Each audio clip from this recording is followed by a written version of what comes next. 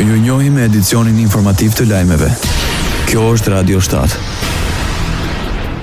Ambasadori i Bashkimit Evropian Maqedoninë e Veriut, Mihalis Rokas, shpreson në konsensus midis partive politike për ndryshimet në kodin zgjedhor. Në përgjigje të pyetjes së një gazetari pas promovimit të automjeteve për transportin shtetëror, të blera me një donacion nga Bashkimi Evropian, ambasadori Rokas kujtoi se sot është dita e fundit për arritjen e një konsensusi midis partive politike.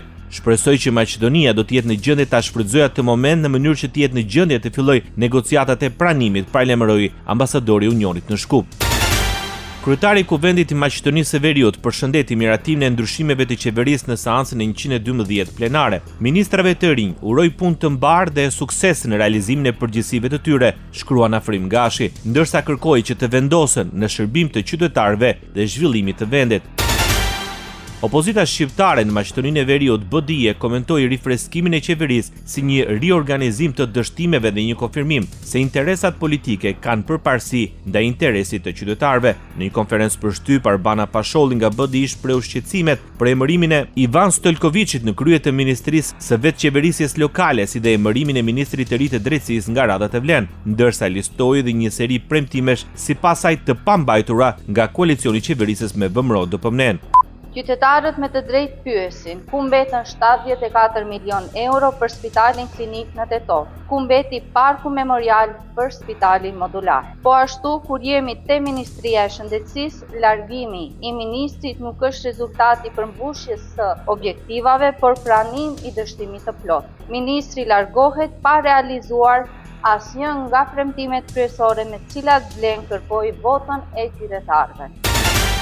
Hyn zyrtarisht në fuqi ndryshimet në ligjin për sigurinë në komunikacionin rrugor në Maqedoninë e Veriut, me të cilat vendosen rregulla më të repta për përdorimin e mjeteve elektrike. Sipas ndryshimeve të reja ligjore, tronitet elektrik do të mund të drejtohen vetëm nga personi që ka mbushur 18 vjeç. Në rrugët dhe korsitë e biçikletave shpejtësia maksimale e lejuar është 20 km/h, ndërsa në trotuare, rrugët për këmbësor dhe kalime të tjera mbetet kufizimi prej 6 km/h.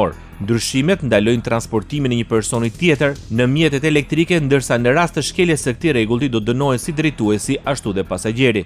Radio 7, zëri pozitiv i qytetit.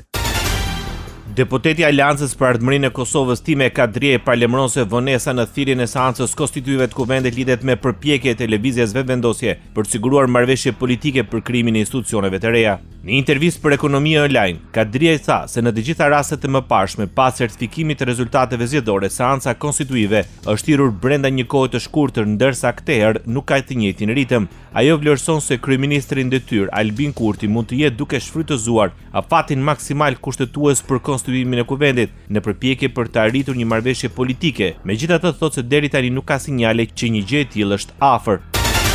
Antarja e kabinetit qeveritar në Beograd pranon se do të kishte kryer spastrim etnik në Kosovë nëse do të ishte në pushtet në vitin 1998. Në intervistë televizive, ministri i administratës publike dhe vetëqeverisjes lokale në qeverinë e Serbisë, Snežana Paunović, deklaroi se po të kishte qenë në vendin e Slobodan Miloševićit, do ta pastronte etnikisht Kosovën.